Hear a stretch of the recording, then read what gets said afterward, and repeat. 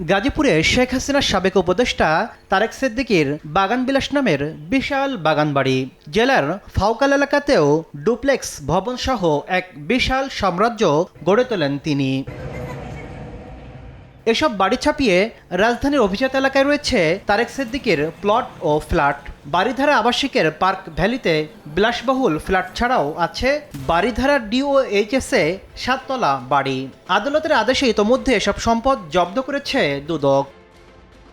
অন্যদিকে গত বছরের জুনে সাবেক ভূমিমন্ত্রী সাইফুজ্জামান জাবেদের যুক্তরাজ্যে থাকা 1025 কোটি টাকা মূল্যের 343টি বাড়ি এবং 35 কোটি টাকা সমপরিমাণ সম্পদ ফ্রিজ করেছে সেদেশের এনসিএ।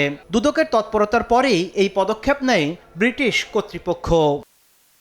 দুদকের তথ্যমতে 2025 সালে বিগত আওয়ামী লীগ সরকারের মন্ত্রী, এমপি ও সুবিধাভোগী ব্যবসায়ীদের দেশে বিদেশে প্রায় 40,000 কোটি টাকার স্থাবর অস্থাবর সম্পদ জব্দের আদেশ দেয় আদালত। এর মধ্যে দেশে থাকা সম্পদের পরিমাণ 30,000 কোটি টাকা, আর বাকি সম্পদ রয়েছে বিদেশে।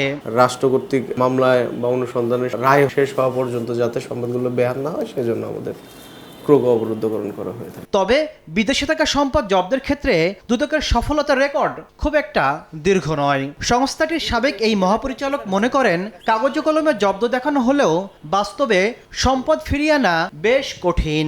আমাদের সময় পর্যন্ত দেখি নাই যে বাইরের দেশের কোনো সম্পদ বা অর্থ ক্রোক বা ফ্রিজ করা হয়েছে। রাষ্ট্রের ভূমিকাটা যদি হয় তাহলে আপনার এই ক্রোক ফ্রিজগুলো কার্যকর হতে পারে, কিন্তু রাষ্ট্র সেই ভূমিকা নেয় না। জাতীয় দুর্নীতি বিরোধী সমন্বয় কমিটির এই নেতা মনে করেন, কেবল জব্দ করলেই হবে না, আইনি প্রক্রিয়া দ্রুত শেষ করে তা রাষ্ট্রীয় কোষাগারে ফেরাতে হবে। যেই কয়জন জাজ আর যেই পরিমাণ মামলা, এই পরিমাণ জজ বাংলাদেশে নাই, যার জন্য মামলা হয় ঠিকই, বিচার আর হয় না।